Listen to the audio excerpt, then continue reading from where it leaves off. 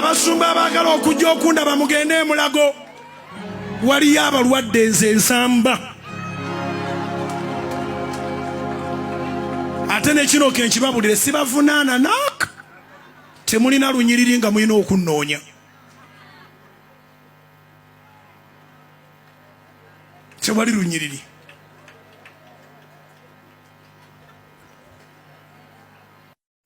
mukwano gwaba mukwano gwo teyeetaaga kyawandiikibwa zikubire waggulu mu linnya erya Yesu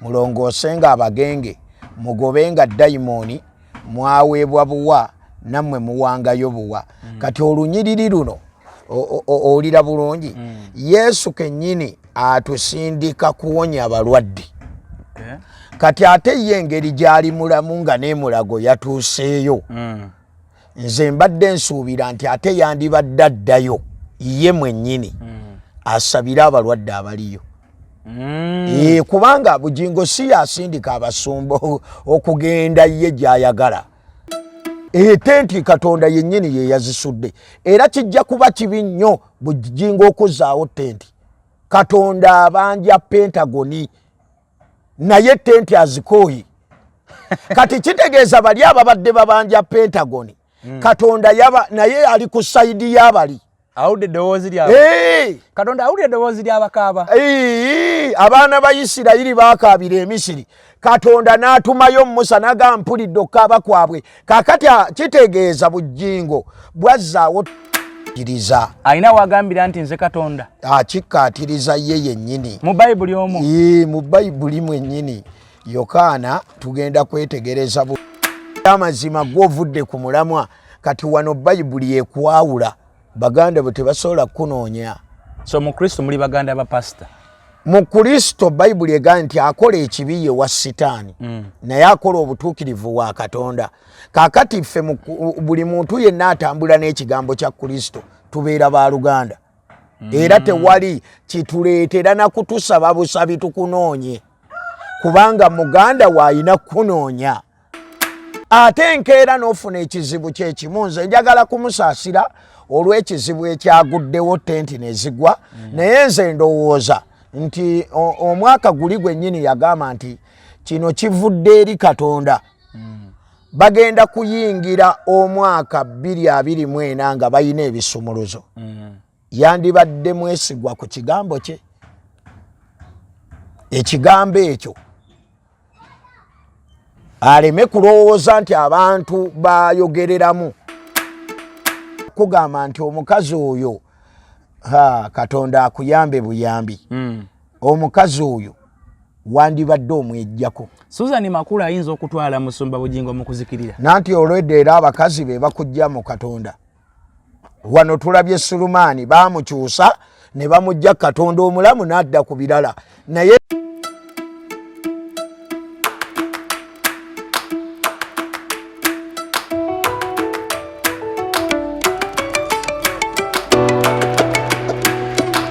nkulamusiza nnyo nkwebaza emirimu gy'osobodde okubanga okola weebale nnyo webalire ddala mukama ffe bazibwe nnyo yena gy'osobodde okubanga ate otugoberera nkwebaza bwebaza nze muzzukulu wa Kisoloma nti nkyembe wankomyewo ne wa musomba Konkona osoma ntuddemu ate tunyumyemu mboozi y'ebitabo emboozi ya Bayibuli tugenda kubanga tutambula naye nga era bulijjo tutambula naye mungeza nade mumanja mwebale nnyo abatufollowinga abajja bunaku abatwegattako abalete bamumanyi nga mumulabye gusooka ne mugamba banaye musomba ono nga nsanyuse nnyo okumulaba n'abalabo bonna ababadde bafollowinga olwedde bulijjo nga tutambula nabo nammwe mwebale nnyo mwebalidde musomba sooka obuze ku bantu ba Katonda mbalamusizaako nnyo mu linnya lya Mukama waffe Yesu Kristo omwana wa Katonda omulamu eyafa n'azuukira Mukama abampeera omukisa bannaaye okay mukirize mbategeeze Biva Organic basawo bajjanjaba naye nga bajjanjabisa butonde,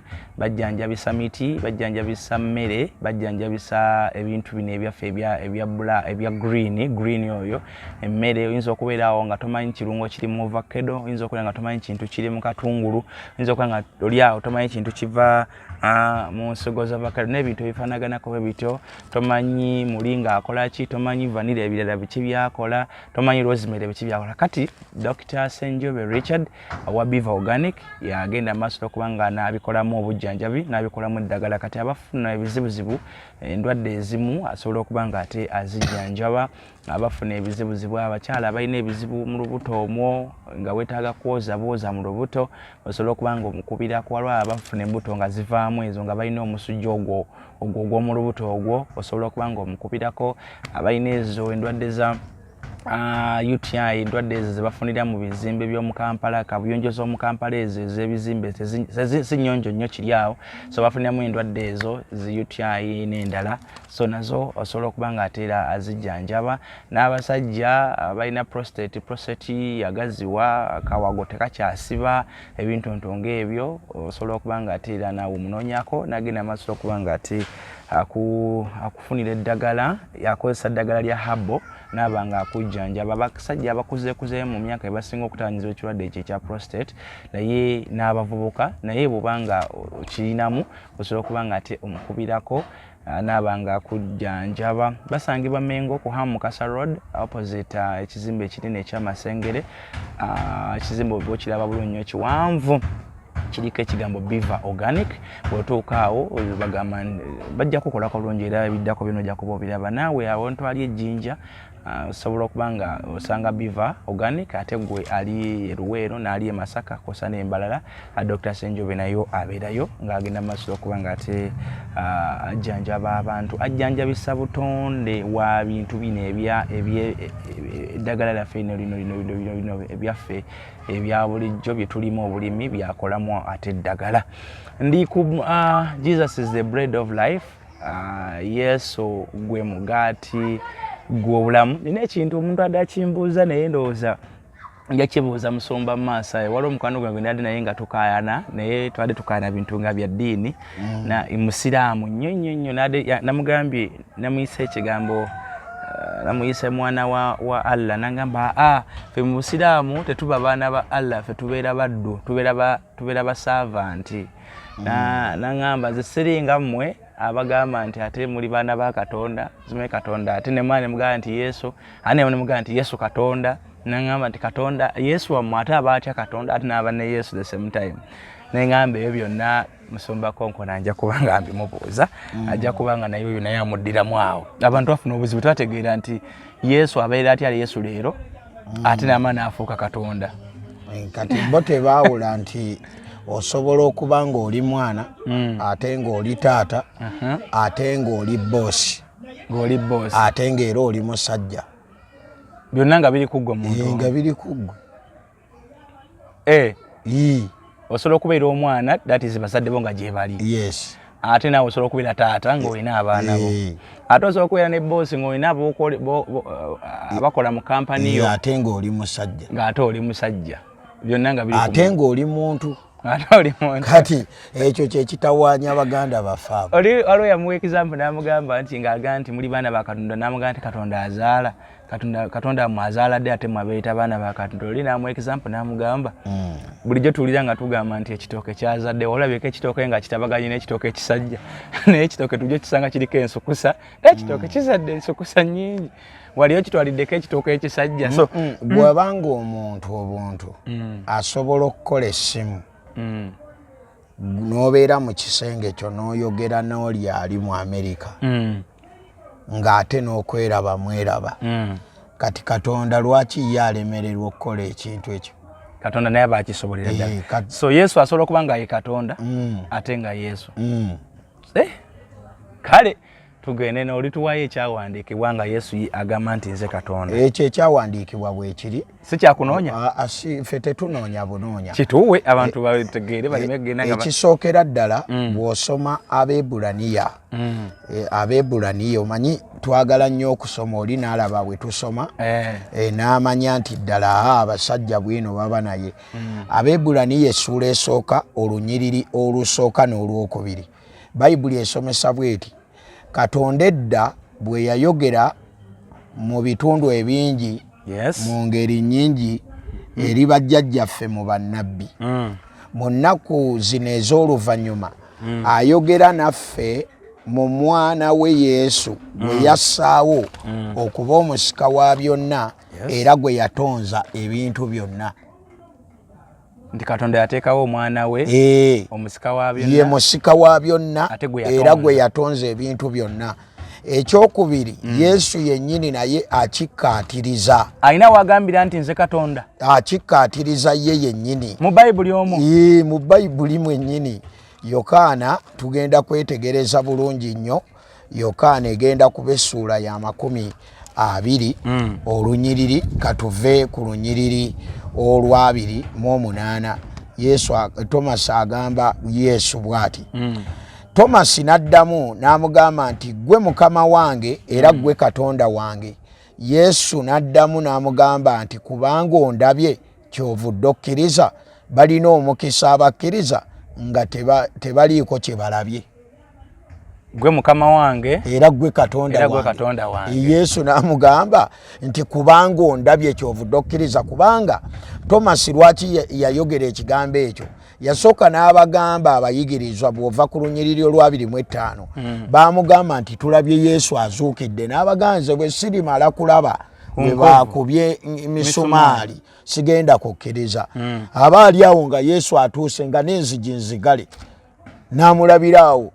Bw'amulaba n'amugamba Yesu yamwesooka n'amugamba jangu okwateko jangu olabe jangu olabe. Ono n'amugamba akati nzikiriza gwe Katonda wange gwe Mukama wange. Ono n'amugamba kubanga ondabye kyovudde okkiriza. Balina omukisa abakkiriza nga tebalina kye balabye. Kaakati Yesu alina ebintu bingi bye yakola. Bwe twetegereza Bayibuli agambye Bayibuli egambye nti Katonda gwe yatonza ebintu byonna.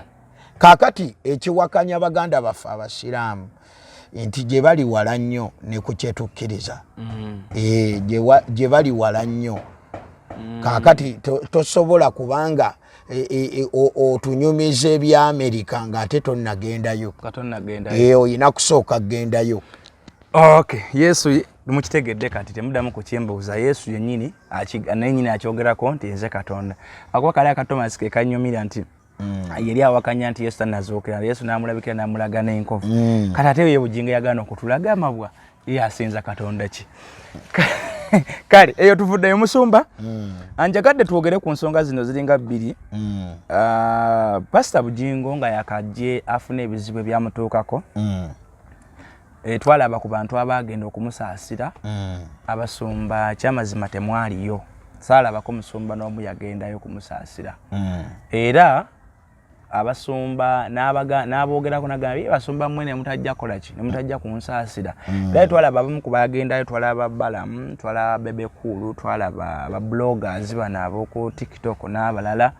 Naye abantu abali mu kategori y'obusumba tetwabalaba. Musumba ne kimuyisa bubi. Naye ate wiiki eno yabadde asomesa n'alaga nti ate abasumba okubanga temwajja era takyabeetaaga. Actually yabasindise mugende emulago mulaba abalwadde nti okubanga ye mulamu asamba. Njagala tutandikira awo. Era nayongerako n'agamba nti okulaba omuntu teweetaaga lunyiriri. Kaakati ekintu ekisookera ddala ye yasaba abasumba bagende bamulabe. Ibba abasumba tebasabangako kumulaba. Kubanga naye bw'aba bayina bye bayitamu tabanoonya wabula okubavuma. Ekyokubiri emulago Bugingo si yasindikayo abasumba. Yesu bw'abanga naye musumba Yesu yatusindika okugenda tubuulire enjiri tuwonye abalwadde. Kati Bugingo bw'abanga mulamu nze kye nandirowoozezza mpozi nga luno olunyiriri talukkiriza luli wano mu Matayo essuula ya 10 olunyiriri olw'omunaana. Yesu agamba bw'ati, agamba nti muwonyenga abalwadde, muzuukizenga abafu, mulongoosenga abagenge, mugobenga dayimooni, mwaweebwa buwa nammwe muwangayo buwa. Kati olunyiriri luno olira bulungi Yesu kennyini atusindika kuwonya abalwadde. Kati ate ye engeri gy'ali mulamu nga n'emulago yatuuseeyo. Nze mbadde nsuubira nti ate yandibadde addayo ye mwennyini asabire abalwadde abaliyo. Kubanga Bugingo si yasindika abasumba okugenda ye gy'ayagala. Era Bugingo bw'aba musumba tayina njawulo na bali. Kati bo bali ekibalemye yakikole. Yagende kuba abadde actually yabalaba nako bwe yali. Yatuuka ye mulago n'abalaba. Ate era eyatutuma ffenna yamutuma okuggyako nga yayina mulala. Naye nze kyemmanyi nti abasumba abasinga bali bize. Ojja kusanga omusumba Robert Kayanja ali mu crusade abuulira njiri, Baserwadda bali mu njiri, Bajjamaada bali mu njiri, iffe tuli wali ku paaka tuli mu njiri. Kakati ye engeri gy'ayina n'emmotoka ate nga tali wala n'emulago. Nze ndowooza asobola okuvaawo. Ate ekirala kati Bugingo akuumibwa magye, ayina emmotoka emukulembera mu maaso, emmotoka kati gy'alina baggyeko bujja nnamba y'amagye, teyina nnamba kati ennaku zino, ali mu y'amagye yennyini, maaso waliwo emukulembedde. Okuva wali waali ku Kanani ogenda emulago mu ddakiika 2 aba atuuse. Kati nze nange nandimusabye asobola okukiikirira abasumba ye n'akola bye batasobodde kukola. Kubanga ffenna tuli omubiri gumu mu Kristo Yesu. Ayina kyagamba nti ye ayinza okuba yatumibwa yekka mu kibuga eky'e Kampala olw'okuba nti abasumba bakola ebintu bye byatakkiririzaamu era abo tabalaba ng'abasumba.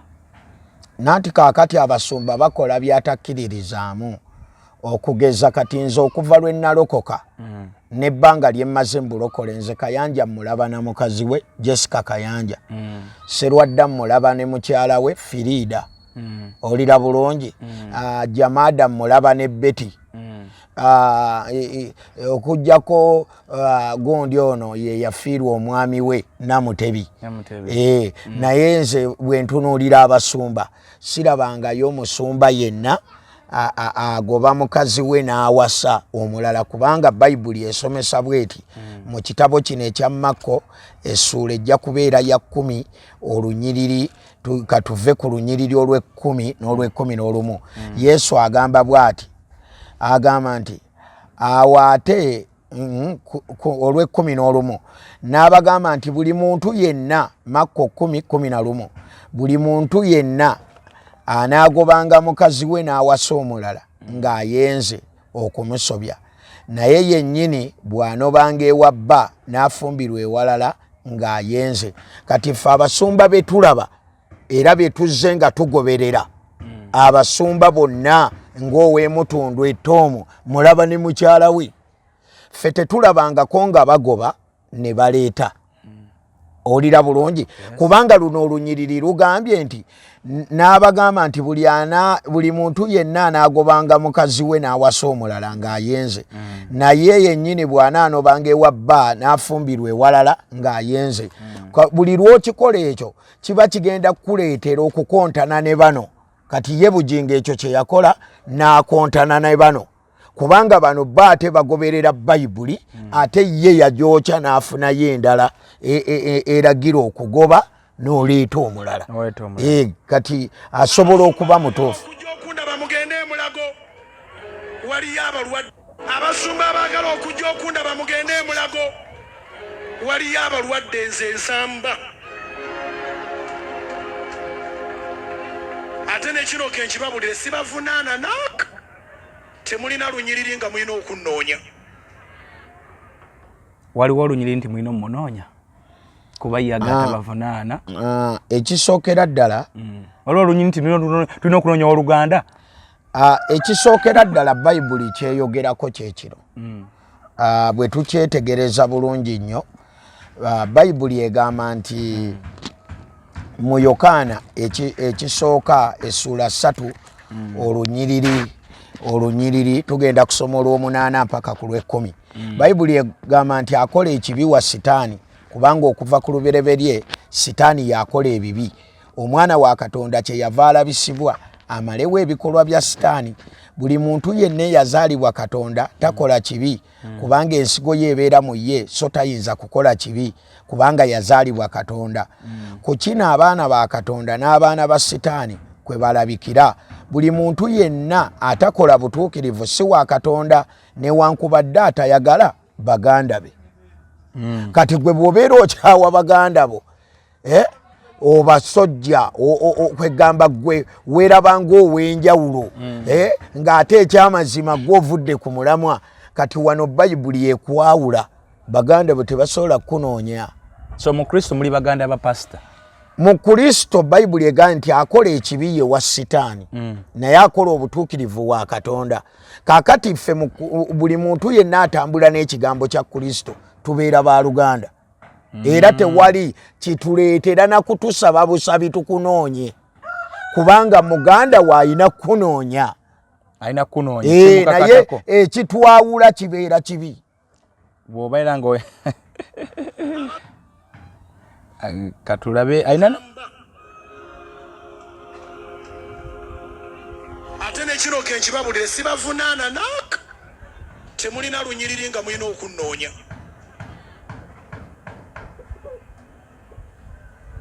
Tewali lunyiriri.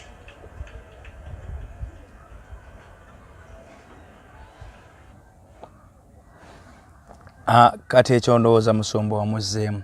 Tumwanuko. Alina we yagambidde nti olwa omuntu ng'amwogerako talina kapasite emwogerako, era abo yabatutte ng'abantu ab'amalala. Bayita n'amalala.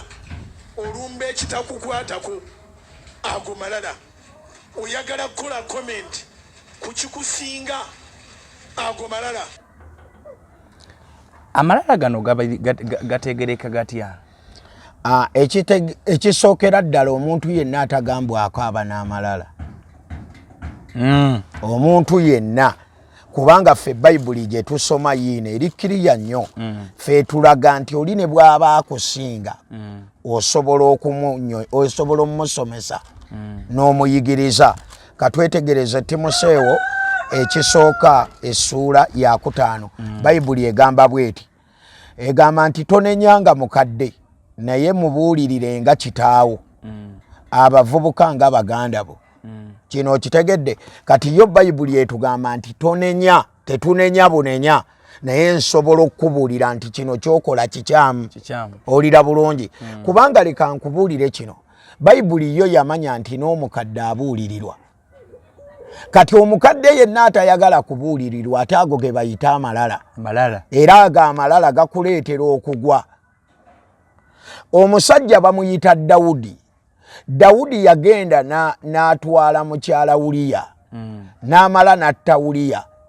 Eyajja okubuulira Dawudi, Dawudi yali amusinga ekitiibwa kubanga Dawudi yali kabaka. Kaakati ono yalowooza nti tasobola kubuulirirwa, ate ge malala agakyasinza okuba amanene. Ekirala, ffe tetunoonya komenti, ffe tulowooza ye yanoonya komenti kubanga ebintu byaleeta biwakana n'enjiri gye tubuulira. Ekyokubiri, Yesu ayogera bw'ati. Bayibuli etusomesa wano, etusomesa mu Timoseewo ekisooka essuula ya 5 olunyiriri lwa 20 agamba bw'ati, aboonoona obanenyenga mu maaso g'abantu era n'abalala balyoke batyenga. Eno gye bayita Bayibuli. Aboonoona kasitoba ng'ovudde ku musingi kigenda tuliitera okukunenyeza mu byawandiikibwa. Ebyawandiikibwa tugenda kubisoma kubanga bye bikunenya ate mu lwatu, kubanga naawe obikola mu lwatu. Kaakati Bugingo tayinaayo olunyiriri lwonna lutugamba nti tetumusomesa. agamba nti abamugambako temulina capacity nanti luno Bayibuli egambye mu Timoseewo ekisooka Timoseewo ekisooka essula ya 5 olunyiriri lwa 20 aboonoona egamba bweti aboonoona obanenyezenga mu maaso g'abantu bonna era n'abalala balyokenga batye. Kaakati ye kyalina okumanya nti ffe buli kye tukola kyonna tuyina tulagira okukikola nga ye Mukama waffe ali mu bwakabaka obw'omu ggulu. Ate ffe tetumusalira musango kyalina okumanya wabula tumugamba tereero dde ku mulamwa. Olira nga bwe yagamba nti Katonda yamutuma mu balokole n'abatali balokole era nga ne ssente ze yali asaba yali azisabira ku TV ekitegeeza tasaba bano abatudde wano asaba bonna era nga yali sivinga ssente eziva ebweru w'eggwanga mu bantu abatasabidde awo. Kati ffe tukugamba nti abantu tobavuma kubanga wabasabanga. Kubanga singa yali yagala kusaba bakuŋŋaanira awo ate teyandibadde ku TV teyandibadde ku social media. Olira bulungi tuyina ebintu bye tujja ne tumugamba nti tereera kubanga njagala kugamba nti abantu abayimirira n'obuweereza oba abayimirira n'enjiri si balokole bokka.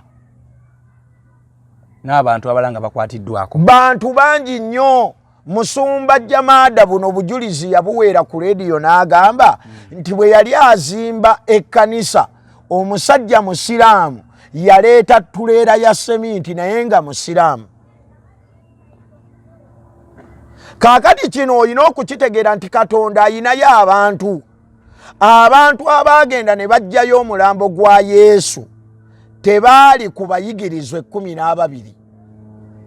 Tebaaliko baali bano abayigirizwa 12 baali bawammansa edda nga badduse beekwese n'okwekweka. Kaakati ebintu ebimu bwe tuba tubyogera tetubyogera ate mu mutima mubi naye tukugamba nti nga bwe wajja n'enjiri eri egamba nti Katonda yakutuma mu balokole n'abatali balokole. Nze ndowooza eyo enjiri yennyini gy'oba oddamu. Kati alina kukwata obutambi obwasooka ddemu abuwulire awulire ne ku buno.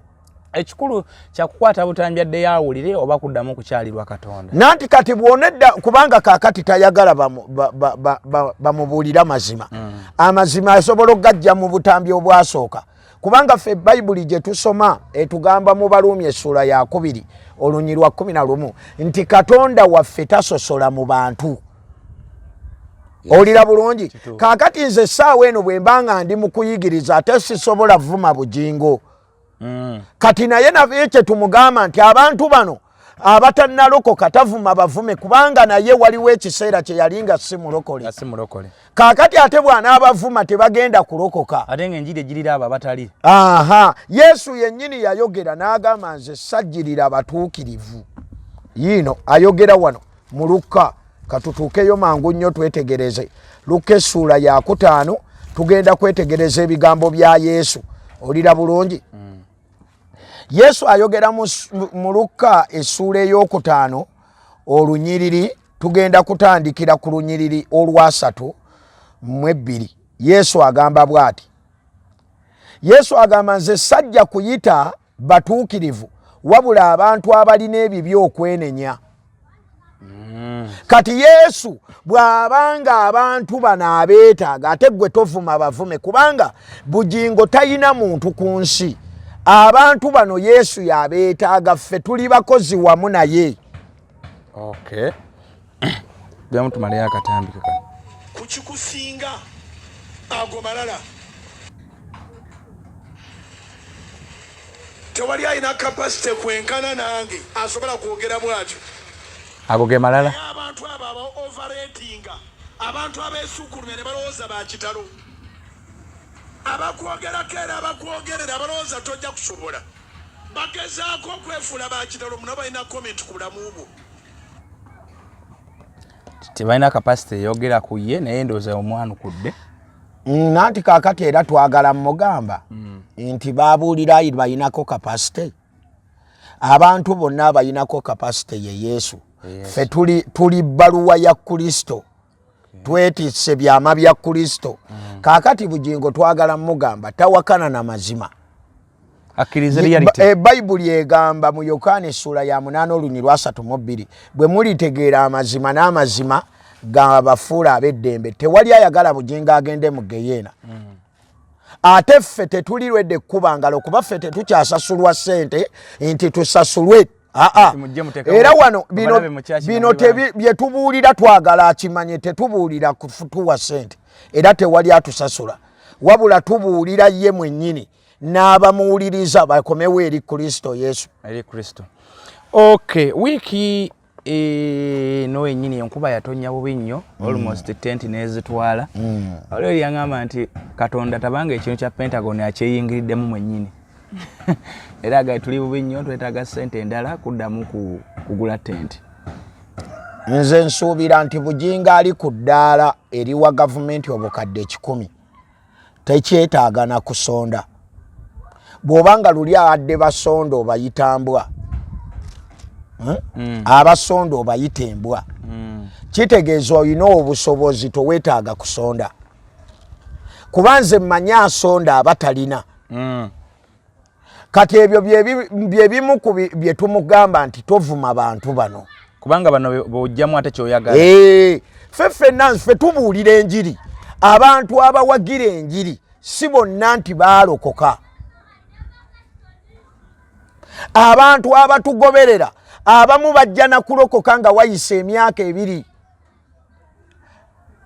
Nze njagala Bugingo kino akimanye nti mu bantu bangi nnyo babuulidde enjiri waliwo abantu nga n'olwaleero tebannalokoka naye nga ababuulidde ne wabaawo n'abamu abajja n'alokokerawo nga waliwo abaasooka obbabuulira ne wabaawo babuulira ne balokoka olw'ekigambo kyayogedde. Kaakati ffe enjiri eyaffe yakununula abo abatannategeera Kristo kati ate bw'oddamu awo n'obavuma ate enkeera n'ofuna ekizibu kyekimu. Nze njagala kumusaasira olw'ekizibu ekyaguddewo Tenti nezigwa naye nze ndowooza nti omwaka guli gwennyini yagamba nti kino kivudde eri Katonda. Bagenda kuyingira omwaka 2024 nga bayina ebisumuluzo. Yandibadde mwesigwa ku kigambo kye. Ekigambo ekyo aleme kulowooza nti abantu bayogereramu bo tebategeera bulungi naye ate aleme kuswaza Katonda kubanga luli yagamba Katonda mwennyini ye yakoze eki ye yamugambye. So nze njagala kugamba nti ndowooza Tenti ezo okugwa Katonda ye yabadde abanja Pentagon. Tenti Katonda yennyini ye yazisudde era kijja kuba kibi nnyo Bugingo okuzzaawo Tenti. Katonda abanja Pentagon naye Tenti azikooyi. Kati kitegeeza bali ababadde babanja Pentagon Katonda yaba naye ali ku sayidi y'abali. Awudde eddoboozi lyabo. Katonda awudde eddoboozi ly'abakaaba. Abaana ba Isirayiri baakaabira e Misiri. Katonda n'atumayo Musa n'agamba mpulidde okukaaba kwabwe. Kaakati kitegeeza Bugingo bwazzaawo Tenti zino aba ajeemedde Katonda. Ate kati Tenti nga zezaayo si Pentagon tiyagudde. Ananti ani yasudde Tenti si Katonda. Katonda yaleese enkuba. Kaakati golooza bulijjo enkuba ebadde tetonya. Ebadde ng'etonya. Kati Katonda ye ayagala Pentagon gye yamusuubiza. Katonda asobola okuteekawo obubonero. Kabonero bwe butyo singa babawe nanti kati olwo Katonda abanja. Katonda mu Bayibuli Katonda alina wabonereza bakabona. Tugeze kati ng'abasumba mmwe. Singa omulimbo oba n'okola ebintu nga tebitamu. Ekisookera ddala Bayibuli etusomesa bulungi nnyo bwe twetegereza katugende mu nnyiriri zennyini mu linnya lya Mukama waffe Yesu Kristo kubanga ennyiriri zijja tuyamba okukola ki okutegeera. Bayibuli eyogera wano katugende mu Yeremiya. Yeremiya tujja kubanga tulaba olunyiriri olwo mu linnya lya Mukama waffe Yesu. Yeremiya essuula ya 23 olunyiriri olusooka egamba bweti ziri basanga abasumba abazikiriza abasaasanya endiga ez'omu ddundiro lyange bw'ayogera Mukama. Katonda buli lw'okola ensobi nnyingi akubonereza, naye ekisa kya Katonda nti buli lw'otegeera nti ndi mu nsobi n'okomawo gy'ali akwaniriza. Addamu n'akwaniriza era agamba bw'ati mu Malaki wano wennyini ayogera bw'ati, yennyini Katonda addamu n'ayogera ebigambo abantu bye balina okutegeera obulungi. Malaki essuula ya 3 agamba bw'ati, olunyiriri katuve ku lw'omusanvu, agamba bw'ati, agamba okuva mu nnaku z'abajjajjammwe nga mukyuka okukyama mu biragiro byange, so temubikwatanga, mudde gye ndi nange nadda gye muli, bw'ayogera Mukama ow'Eggye. Gwe bw'okomawo nga naye akomawo. Naye nga nze kyenjagala okukakasa abantu nti tenti ezo okugwa tekitegeeza nti okuva ow'ekitiibwa Bugingo lwe yatandika obuweereza obwo enkuba ebadde tetonya. Ebadde n'okusinga era eno yatonnya. Naye Katonda naye yeegasse ku babadde babanja Pentagoni. Oba naye ayagala bamuddize ssente. Waliwo omuyimbi yayimbye twagala Pentagon batuddize ssente. Nanti kaakati ebiseera ebisinga nze njagala kugamba abantu nti bw'oba wawaayo ewa Katonda omukono ogwa ddyo ne gutoola ne guwaayo, ogwa kkono guleme kumanya. Kati ffe bwe tuwaayo tuba tuwadde Katonda. Era Bugingo tewali kye mumubanja.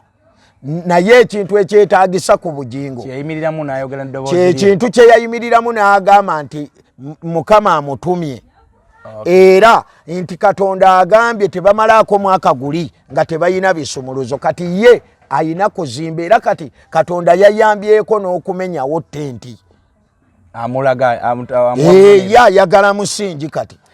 Musumba, Katonda ayina engeri gy'abonerezaamu abasumba, nkitadde ku level y'abasumba, naye kale abantu abo mu Bayibuli mwalimuko ku bakabona abo abalina obugagga obungi ne beerabira Katonda. Kuba waliwo omuntu yangambye nti Bugingo ekimutawaanya yafuna ssente nnyingi.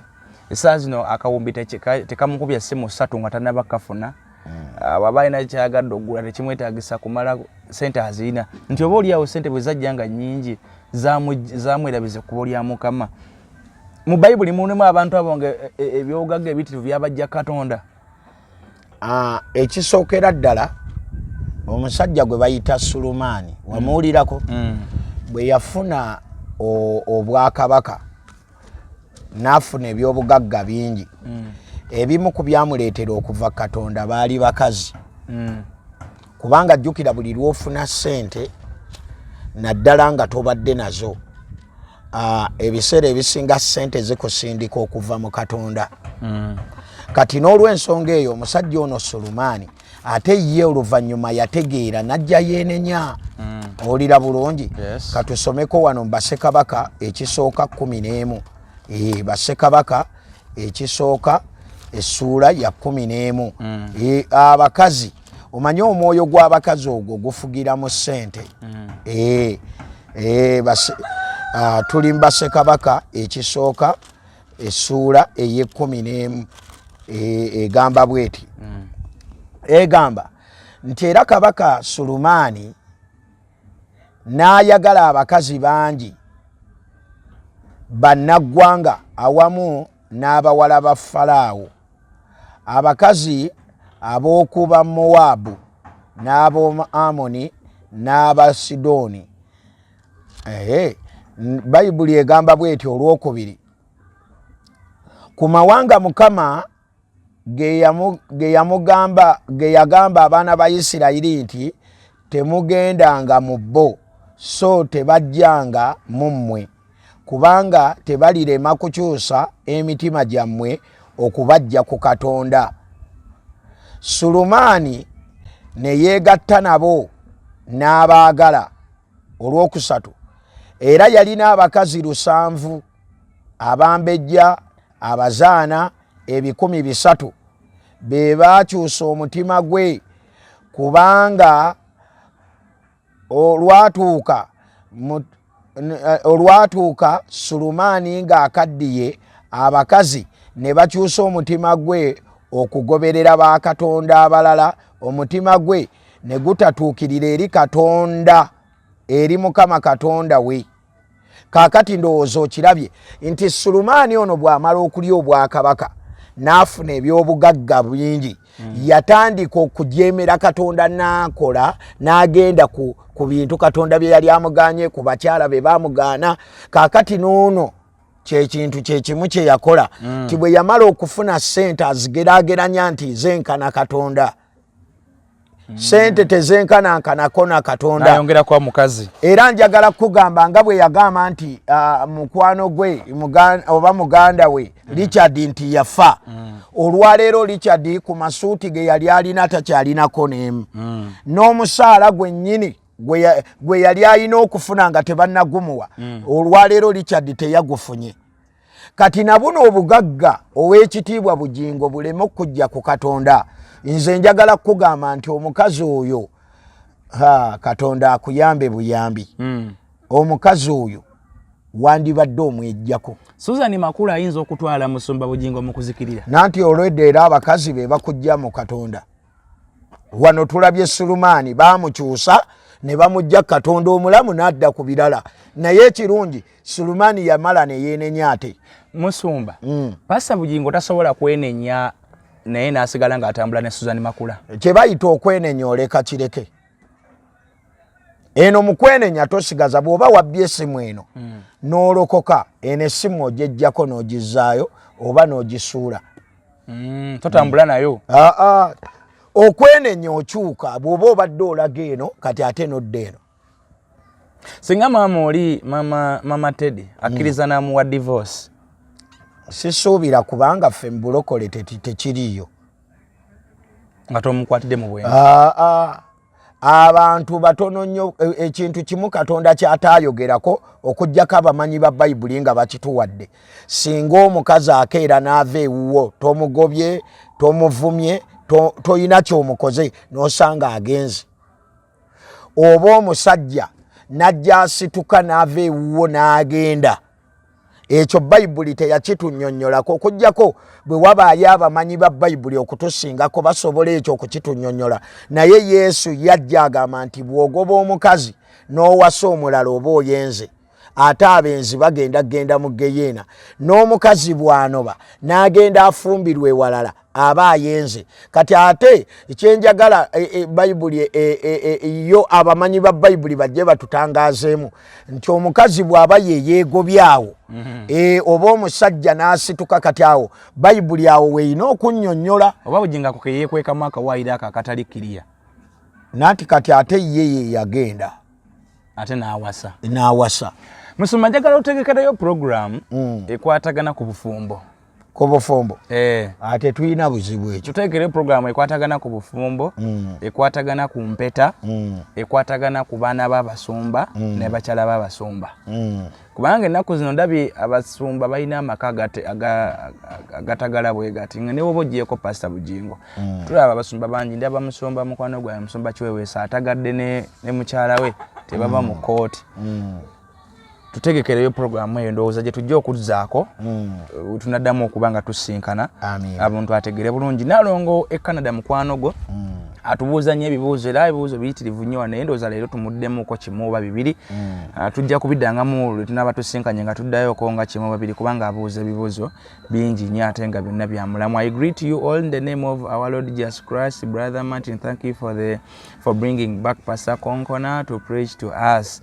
Please, Pastor, tell us about the significance of Israel to believers by explaining the following. Nti ayagala onyonyola amakulu ga Israeli eri abakkiriza, ensi gye bayita Israeli eri omukkiriza. Ng'okozesa bino wammanga. God's promises to the Israelites is chosen nation. Katonda lwaki asuubiza Abayisirayiri nga ensi eggwanga ly'eddonde era ekyawandiikibwa kiri mu Deuteronomy. Ndoza Deuteronomy ky'amateeka 7:6 n'okuva 19:6. Why did he choose them? Lwaki Katonda yalonda Israel? Ndoza tuddemu ekyo kyokka, ebirala bingi tuddemu ekyo. Lwaki Katonda yalonda Israeli ng'eggwanga eddonde era na lwaki ndowooza kyekyo kyetoololerawo. Lwaki Katonda mu bansi zonna ezaaliwo yalonda Israeli? Ekisookera ddala kino kyenjagala tumanye. Yesu ajja atusomesa bulungi mu Yokaana essuula ya 4 n'atuyigiriza ebigambo bino bye nandyagadde abitunuulire ennyo era abyetegereze bulungi. Yokaana essuula ya 4 wenjagala tutandikire olunyiriri lwajja kuba 22. Bayibuli esomesa bweti. Yokaana olwokuna olunyiriri 22 wetugenda okuva. Ekisookera ddala Yesu ayogera ebigambo bino. Katuve ku lunyiriri 21. Yesu n'amugamba nti omukyala, nzikiriza ekiseera kijja era kye batalisinzizaamu kitaffe ku lusozi luno newankubadde mu Yerusaalemi. Kubanga luli abantu gye baagendanga. Naye kati Yesu ajja n'ebigambo bino ebikulu bwe biti. Agamba bw'ati, mwe musinza kye mutamanyi, ffe tusinza kye tumanyi. Kubanga obulokozi buva mu Buyudaaya. Olira bulungi. Kati lwaki yalonda Abayisirayiri oba Isirayiri? Ekisooka nti yatandikira ku Ibulayimu. N'amugamba mu zzadde lyo mwe munaava omukisa eri amawanga gonna. Ibulayimu oyo gw'olaba Katonda n'amuwa omwana ayitibwa Isaaka. Bw'amala omuwa omwana ayitibwa Isaaka, Katonda naye amusuubiza. Olira bulungi. Bw'amala naye omusuubiza n'amugamba mu zzadde lyo lyennyini mwe mugenda okuva eggwanga eddonde. Bw'atyo Isaaka Katonda n'amuwa omwana ayitibwa Yakobo. Era tulaba Yakobo gye tutagenda genda nnyo, Katonda akyalira Yakobo. Yakobo yali atambula, Yakobo atuuse mu kifo, Yakobo n'alyoka akola atya, Yakobo ne yeebakaawo. Kati njagala tunulewo atuukiriza ekisuubizo. Era Abayisirayiri bava mu Yakobo. Olira bulungi nti Katonda yabamanya dda nga tebannaba na kuzaalibwa. Katusomeko wano mu lubereberye essuula egenda kubeera eya 28. 28. Katusome olunyiriri olwo ndowooza ajja kuba ategeera bulungi. Katuve ku lunyiriri 28 katuve ku lunyiriri olw'10. Bayibuli esomesa bweti. Yakobo n'ava e Beruseba n'agenda e Kalani, n'atuuka mu kifo n'asula awo n'akeesa obudde, kubanga enjuba yali egudde. N'atwala erimu ku mayinja ag'omu kifo. Olira bulungi. N'alyezizika wansi w'omutwe gwe n'agalamira mu kifo ekyo okwebaka. N'aloota ekirooto, era laba amadaala agasimbiddwa ku ttaka, n'entikko yaago nga etuuse mu ggulu. Era laba bamalayika ba Katonda nga balinnya era nga bakka ku go. Olw'13. Era laba Mukama ng'ayimiridde waggulu waago n'ayogera nti, nze Mukama Katonda wa Ibulayimu jjajjaawo, era Katonda wa Isaaka. Ensi gy'ogalamiddeko ndigikuwa ggwe n'ezzadde lyo. So Katonda atuukiriza ekisuubizo kye yakola ne jjajja wa Yakobo. Katonda atuukiriza kisuubizo. Era ekisuubizo kino tujja tukyetegereza nti obulokozi buno buveeyo. Kati n'olw'ensonga eyo sister Naalongo gwe toba sister Naalongo ekitiibwa kyo kyemalirira. Njagala kugamba nti Katonda yasuubiza abaana ba Isirayiri nga nabo bennyini tebannaba kuzaalibwa. Kino kyandikwa kyasimbye kigamba ki? Asimbye Deuteronomy ekyamateeka. Ekyamateeka mmeka? 7. 7 n'olw'omukaaga n'asimba n'okuva 19 mukaaga. Ekyamateeka 7 olw'omukaaga. katutunulewo twetegereze bulungi nnyo kubanga nalwo lukulu nnyo mu linnya erya Mukama waffe Yesu 7:6 Mukama teyamansaako kwa Mukama teyabamansaako kwagala kwe so teyabalonda kubanga mwasinga eggwanga lyonna obulungi kubanga mwali batono okusinga amawanga gonna. Ekisookera ddala Katonda teyabalonda olw'okwagala kwabwe oba kubanga be basinga obulungi wabula ye Katonda yali atuukiriza ndagaano yakola ne Ibrahimu jjajja wa Isirayiri. Kakati Naalongo kino kyalina okumanya nti Katonda bw'ayogera ekintu si nsonga abaana bo ne baba batebateredde ye Katonda agenda tuukiriza ekigambo kye. Ne luno lugateeko lwatadde mu kuva ebiwandiika 2 okuva 19 okuva 19 olunyiriri olw'okumeka lw'omukaaga nalwo tulwetegereze bulungi nnyo katulwetegereze meka 9 olw'omukaaga agamba bw'ati 19 olw'omukaaga agamba bw'ati nammwe mulibeera obwakabaka bakabona n'eggwanga ettukuvu. Bino bye bigambo ebiribuulirwa abaana ba Isirayiri. Ekyo kituufu nnyo. Kaakati Katonda amala okulonda kuva ku Ibulayimu kubanga Ibulayimu ye jjajja w'abakkiriza. Ibulayimu endagaano weetandikira. So bino byonna bye tusoma Katonda atuukiriza ndagaano kubanga Katonda ayogera ne Ibulayimu n'amusuubiza ezzadde eryenkana emmunyeenye eziri ku ggulu eryenkana omusenyu oguli ku nnyanja nga gwasuubiza talina mwana n'ogwo family tennabaawo era naye yennyini ne yeewozaako namuguwaayi nga siina mwana. Namugamba nkugambye omwana ezzadde lino ligenda kuva mu ntumbu eyo. Ibulayimu ne batetenkanya nako ye ne mukyala we Saala. Omukyala namugamba naye olaba tukaddiye naye okaddiwa kuno lwaki nnina wano omukozi ate mulungi ate namujja waffe lwaki omukozi ono takola ensonga bw'anaazaala omwana anaaba wange. Era Ibulayimu n'agonda n'agenda n'abeera ne Agali ne bafuna omwana baba bakyali awo. Katonda n'atuukiriza kyayogedde kyenkugambye nti Katonda ye kyaba ayogedde abajja kituukiriza newankubadde ebiseera byetoolodde. Kati Katonda yennyini agamba kati kankimuddiremu era akitegeere mu Luka kikomyawo. Luka essuula egenda kubeera esooka akitegeere bulungi Naalongo n'abalala.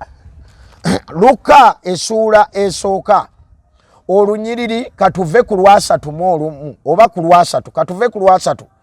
Awo malayika n'agamba nti totya Maliyamu kubanga olabye ekisa eri Katonda era laba oliba olubuto olizaala omwana wa bulenzi olimutuuma erinnya lye Yesu.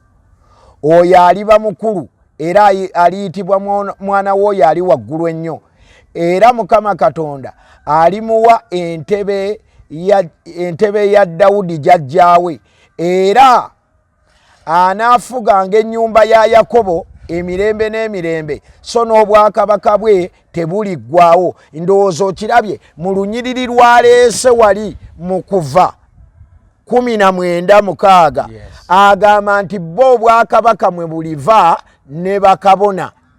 Kati tukiraba nga Yesu Kristo ye kabona aviira ddala mu lunyiriri aviira ddala awo. Kati n'olw'ensonga eyo nti Katonda bw'ayogera atuukiriza newankubadde ng'ebiro biyinza okuba bitambudde. Alright. Naalongo ebibuuzo bya bingi nnyo naye ndowooza tubitandiseko mpolampola tujja kubiddamu. Abuuza alina kyabadde abuuza amakulu g'olusozi Mountain Moriah. Angambye nti alina eBay yatuma omwana we Moriah naye tamanyi oba amanyi amakulu gaakyo anti Mountain Moriah kuliko temples 3 kuliko shrines kuliko ne altars kati ebyo tujja kubiddamu era maaso kubanga topic nayo ebeeranga zinyo. Twayingidde omwezi gw'ekisiibo bamusoma naye anatufunirayo ekisiibo kino eky'Abaganda baffe bali bakiyingiddemu Abakatuliki naye bo ekyabwe kyotayagala kyo oba kyoyagala ennyo kyosiiba. Ekisiibo kyatandise kyatusanze tusiiba. Mwade mwatandise tusiiba. Ffe kaakati ffe omanyi bw'obeera oli mulokole nti ffe Bayibuli eyogera mu Matayo essuula ya 17 olunyiriri olw'21 waliwo ebitavaawo awatali kusaba na kusiiba. Kati ffe ekisiibo ekyaffe ate si kye kitufuula abatuukirivu wabula ate mu kisiibo mwennyini tulwanagana n'omulabe ate naffe ne tukkiriza okukyuka. Kale kati kiri kyatandise babadde n'okusiiga vvu mpaka ndowooza ku Easter naye bo tebalya ndowooza nnyama tebalya na nnyama ebisigadde bakoona bidde bakoona. Ate lwaki tebalya nnyama? Ennyama beeriire anti ndowooza ennyama simanyi kyekitegeeza oba ndowooza oba omubiri gwa Yesu guno gwe nanti kaakati ennyama kyakulya nga bw'oli ebirala. Ate okusiiba kulimu ebintu bya mirundi egi okwenenya okuva mu kibi tosigala mu kibi okomawo eri Katonda. Era bwe tunaaba tutunuulira okusiiba okwo kusinziira Bayibuli abantu bajja kiraba waliyo abantu abamu nga tebamanyi olira bulungi nga tebamanyi naye ng'ayagala naye nga bw'ategeera kubanga waliyo abantu nga ye yakula bamugamba nti Katonda tazaala ng'ekyo ye kye yakula amanyi era bangi bakimanyi naye nga bw'omubuuza ekibuuzo lwaki tazaala tasobola kuwa ansa naye yakula amanyi kiri. Olwedde Katonda agambye nnina omwana ate gwe omuwakanya n'omwana agambye nnina taata olira bulungi. So n'olw'ensonga eyo nti waliyo abantu abakula ng'ekyo kyamanyi naye nga yeetaaga kutegeera butegeezi nti okusiiba kitegeeza kino. Musumba abantu bano batuza obulokozi njagala nnyo buli tubeera wano abantu bano bawo omukisa bafune Kristo ow'obwereere. Nange njagala kusooka kwebaza olw'omukisa gwompa n'enjogerako eri abantu ate era njagala okutegeeza ow'ekitiibwa Bugingo nti nga ffe oggyeko bali abamukubira ekirungi n'ekibi bakikubira engalo ffe ate tetuli bwe tutyo. Ate ffe beyandisinze n'okwagala ennyo kubanga ate ffe tulimu twagala naffe nga bw'abuulidde enjiri n'abeera n'abantu abangi bwe batyo twagala ate eggulu aliyingire kubanga Bayibuli eyogera mu Matayo essuula ey'omusanvu olunyiriri olw'13 ne 14 Bayibuli egamba nti muyingire mu mulyango omufunda kubanga omulyango omugazi n'ekkubo eridda mu kuzikirira ddene n'abaliraba bangi naye omulyango omufunda n'ekkubo eridda mu bulamu lyakanyigo n'abaliraba batono. Kati ffe tuli awo we tuli era nze nja kusanyuka nnyo nga Bugingo agenze mu ggulu. Lw'ensonga lwaki sisobola kukubira bikyamu ate ebituufu bikubira engalo. Ayina byayogera ebituufu ebyo ne tubikubira engalo. Ebikyamu tetusobola biwagira kubanga eno ye Bayibuli gye tugoberera tetugoberera Bugingo. Ate ffe okumwanukula tumwanukula kubanga abiteeka ku social media era singa bikoma eyo singa era tatuwulira. So abali eyo ng'oyagala okulokoka Bayibuli esomesa mu Timoseewo ekisooka essuula 2 olunyiriri olw'okusatu n'olwokuna.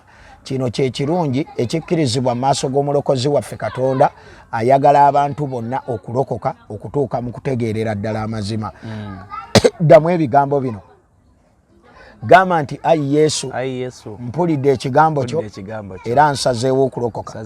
Sangula amannya gange mu kitabo ky'okufa ogawandiike mu kitabo eky'obulamu. Negaana Sitaani n'emizimu gye n'ebikolwa bye ndokose.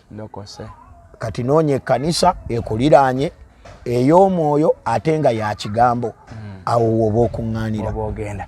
Kale tubeebaza nnyo bannaffe mwebalire ddala batugoberera yonna gye musinziira Nalonge Canada bwebale nnyo Auntie Mary Minnesota Ohio n'abalala bonna abali mu bitundu bya America Mama Wendy UK nkutumiddeko nnyo webale kubanga ongoberera era ogoberera ebintu byaffe bitukola wano n'abalamu namwe abatu followinga. Thank you so much. May the good Lord protect you and bless you. Kale munzikirize nange nkome wano era nfundikira ntubagaliza akawungeza akalungi.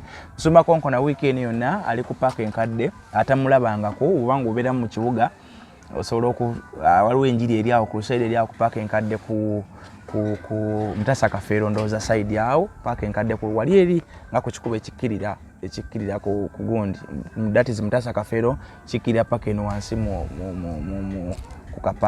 ku mulyango gwa park rather ogufuluma awo we bali era osobola okuyitawo n'olaba n'owagira n'olukuŋŋaana n'oyongera n'okuyiga bali awo ne tiimu y'abasumba ne tiimu y'ababulizi b'enjiri mu ggwanga. Kale nze muzukulu wa Solomon Nchemba muzikirize mbasiibulira n'ombagaliza bye munjagaliza Mukama